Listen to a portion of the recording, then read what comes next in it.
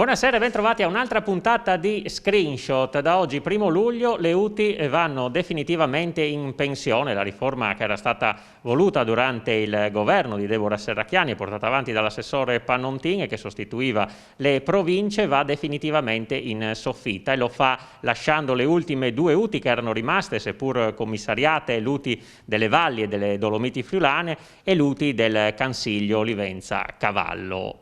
Ieri hanno finito la loro attività e da oggi nascono al loro posto 2 nuove comunità, 2 comunità di montagna, perché nel Friuli occidentale questa è stata la decisione, non un'unica comunità come in altre parti della regione dove le comunità di fatto ricalcano i perimetri dell'UTI, ma 2 comunità diverse con un mix dei comuni che si sono in un certo senso scannati attraverso i loro sindaci facendo delle battaglie di posizione e per cui ci saranno delle difficoltà forse per i cittadini, per qualcuno invece questa è stata la soluzione migliore. Noi ne parliamo qui con il sindaco di Maniago, Andrea Carli, che è stato a lungo, fino al commissariamento, il presidente dell'UTI delle Valli e delle Dolomiti Friulane, un'esperienza che ha riguardato una ventina di comuni del territorio e che tutto sommato aveva funzionato ed era stata presa anche ad esempio per la nostra regione di un UTI che andava. Allora, sindaco, un breve bilancio di quella che è stata questa esperienza intanto. Buonasera a tutti. Beh, insomma, è un'esperienza certamente molto importante e per certi versi anche entusiasmante, perché io ricordo che quando abbiamo iniziato l'avventura dell'Unione gli amministratori erano abituati a sedersi attorno ad un tavolo e a parlare di progetti per il futuro.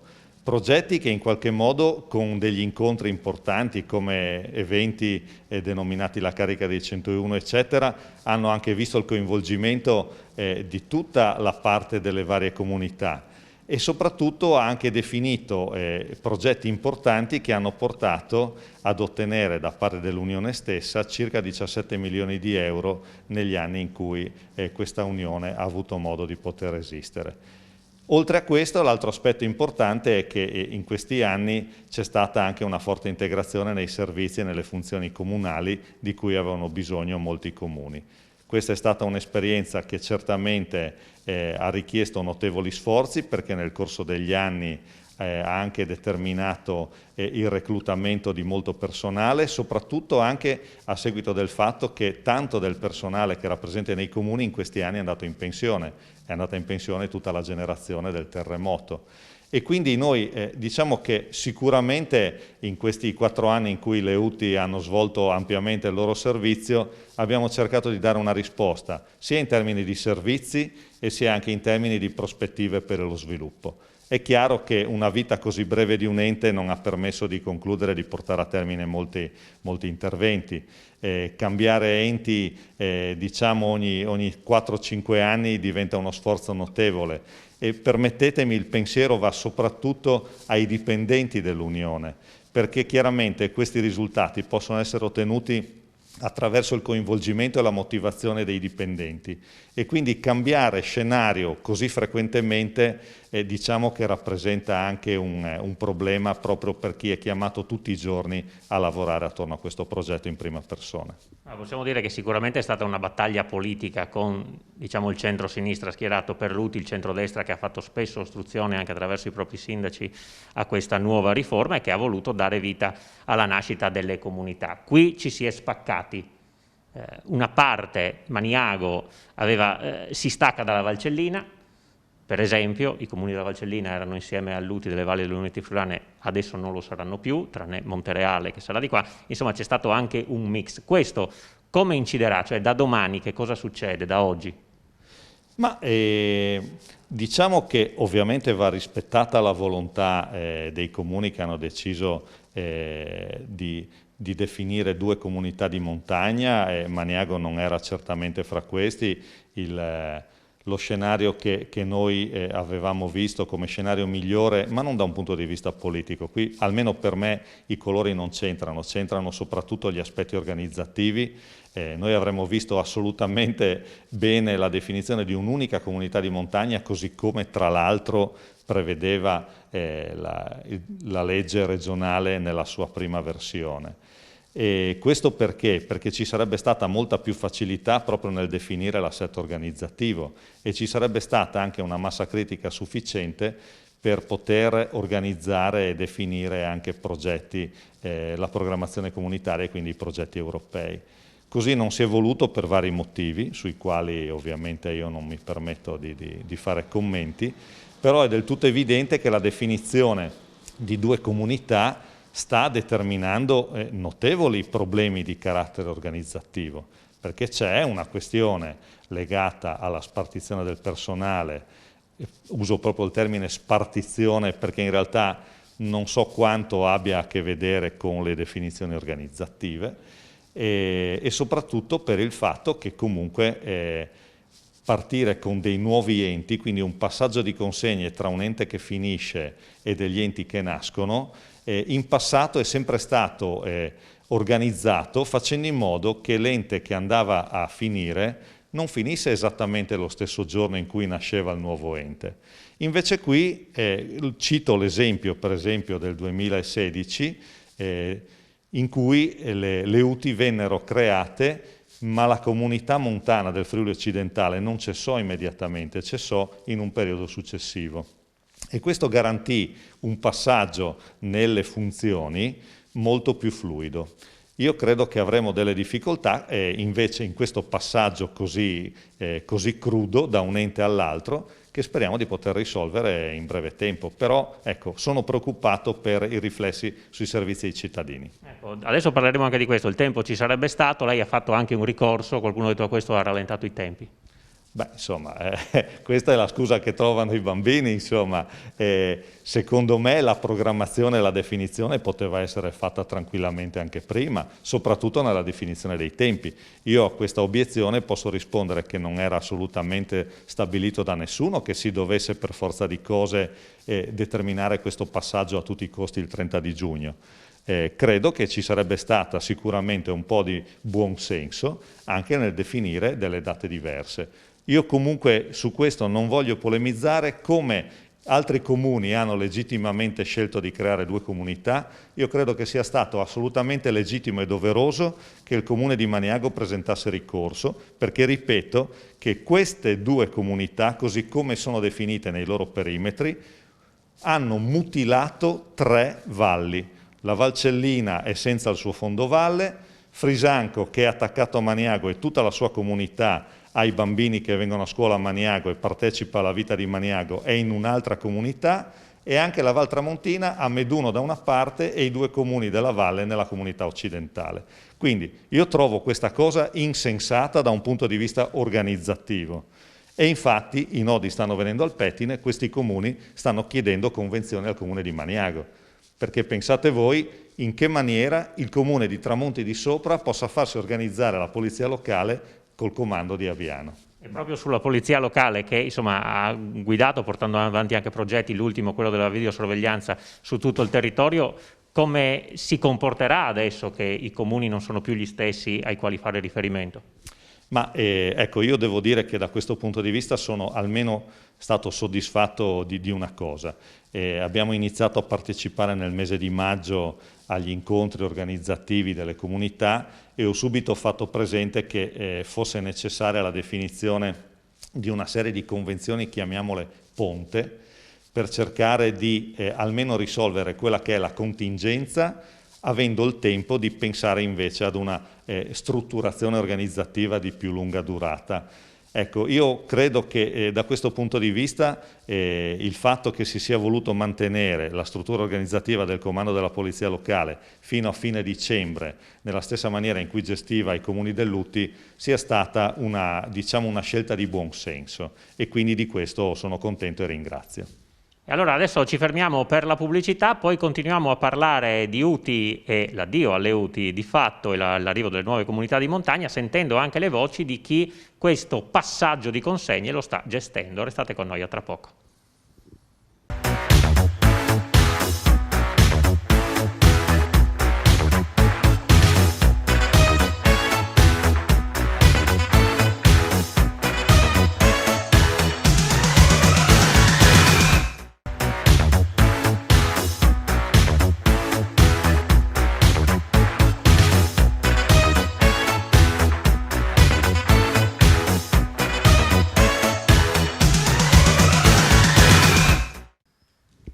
Seconda parte di screenshot, l'addio alle UTI e l'arrivo delle comunità di montagna anche nel Friuli occidentale, dove erano sopravvissute fino a ieri appunto le due unità territoriali intercomunali. Siamo con il sindaco di Maniago Andrea Carli, che è stato presidente dell'UTI delle Valli Dolomiti Friulane. Insomma, sindaco, non è solo il cambio di targhetta, non è che si toglie UTI e si mette comunità e tutto parte, ci sono anche dei risvolti tecnici, pratici, quali sono? Beh, è chiaro ed è evidente che per costruire in generale qualsiasi cosa ci si metta molto più tempo che non a chiuderla o a distruggerla, insomma.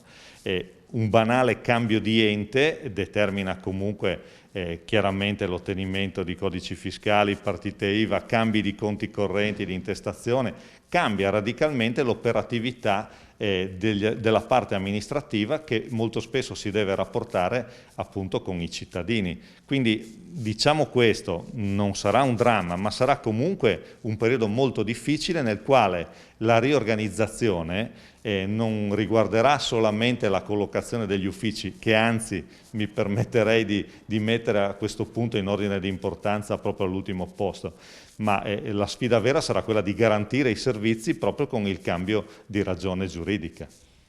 E allora, insomma, Sindaco Carli sicuramente è critico da questo punto di vista. Chi è decisamente meno critico è chi sta operando questo passaggio di consegne. Parliamo quindi del commissario dell'UTI delle Valli delle Dolomiti Friulane, che è Enrico Sarcinelli, sindaco di Spilimbergo, e poi del nuovo presidente della comunità, della nuova comunità di montagna delle Prealpi Friulane Orientali, che è il sindaco di Fanna, Demis Bottecchia. E proprio a loro abbiamo chiesto come sta avvenendo questo passaggio e cosa c'è da aspettarsi con l'arrivo del nuovo ente. Sentiamoli.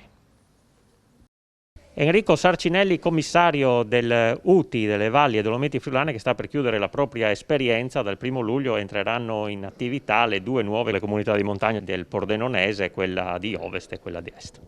Sì, è un'esperienza che si concluderà il 30 giugno.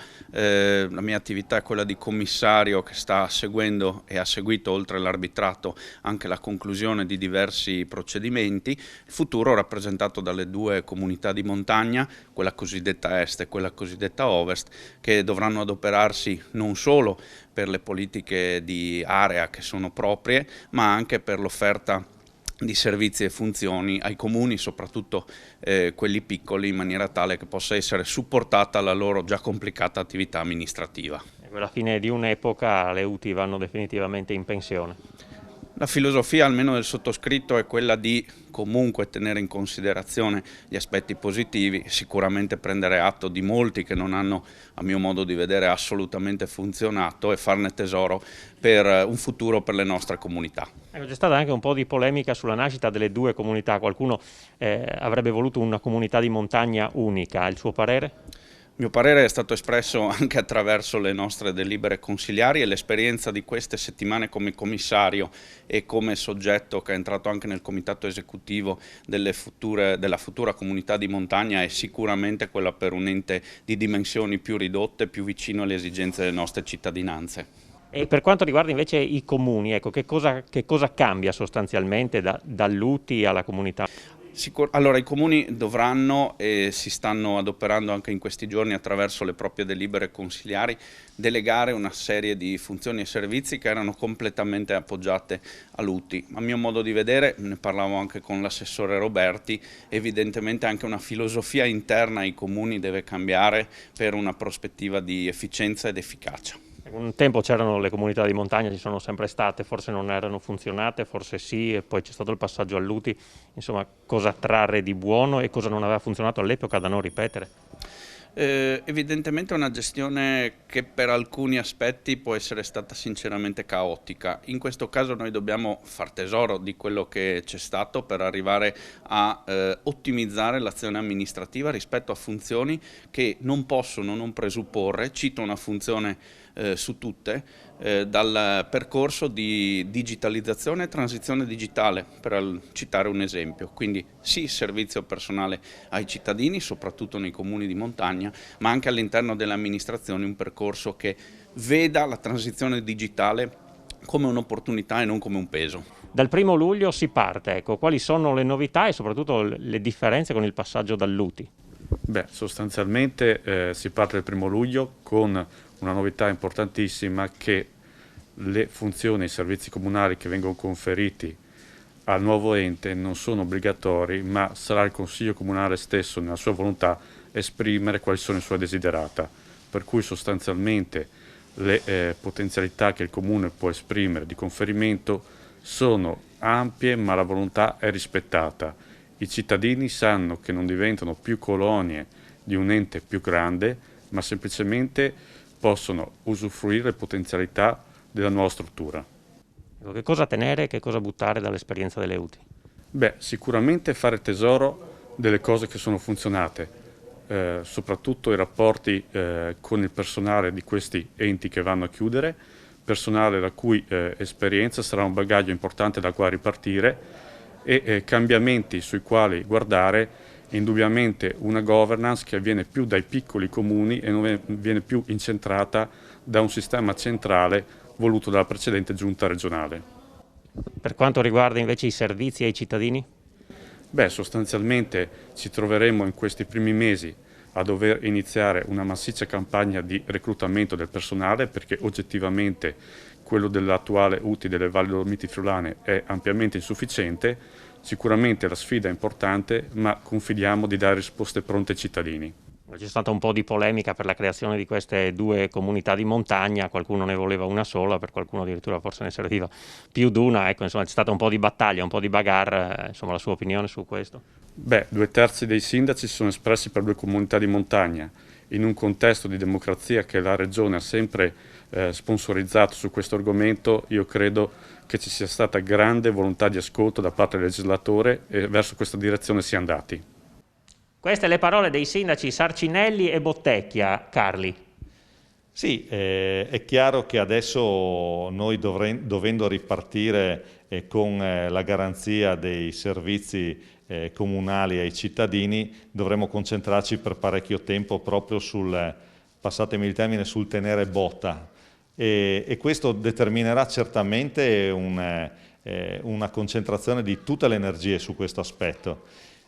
Devo dire che su questa vicenda ovviamente pesa anche la impossibilità attuale, proprio anche per mancanza di dipendenti che dovranno essere assunti, eccetera, l'impossibilità, dicevo, di poterci concentrare invece sulle politiche di sviluppo in un momento così particolare dove vengono messi a disposizione importanti risorse europee e anche ministeriali e quindi questo sarebbe un periodo importantissimo per progettare il futuro del nostro territorio.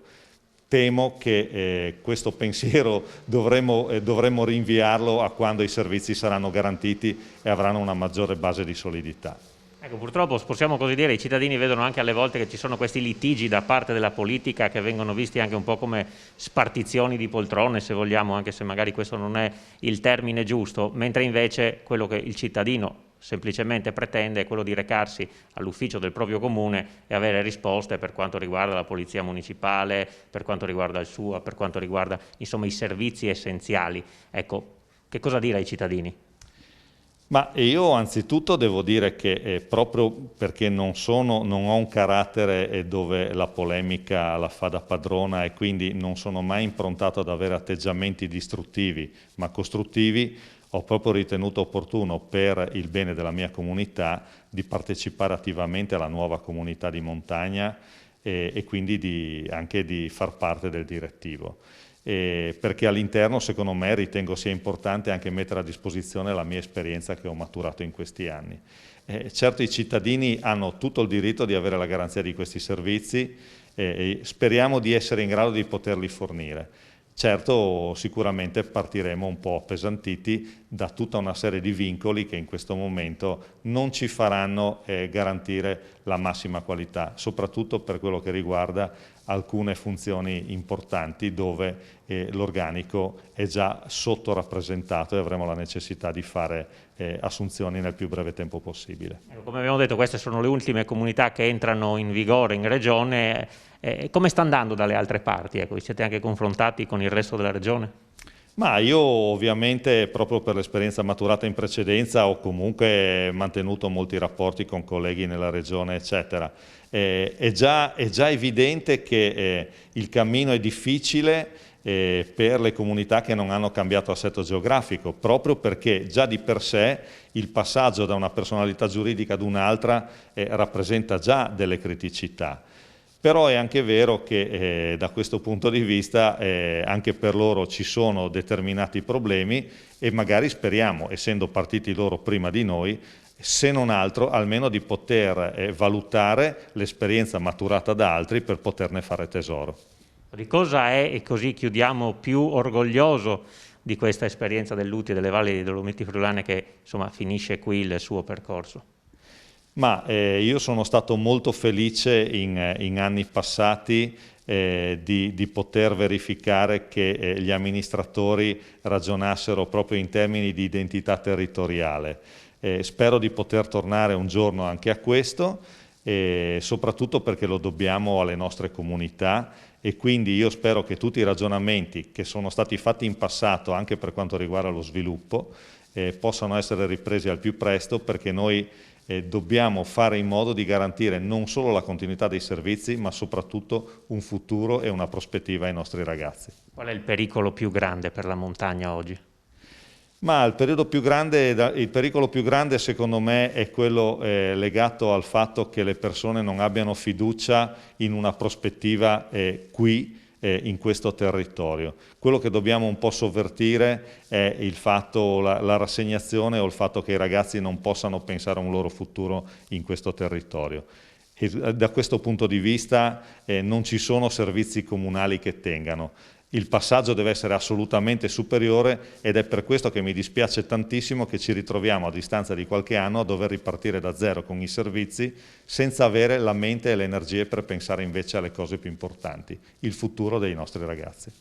Allora grazie molte al sindaco Andrea Carli per essere stato con noi e per averci raccontato anche la fine di questa esperienza delle UTI. Questa puntata di Screenshot termina qui, l'appuntamento è per domani sera. Grazie e arrivederci.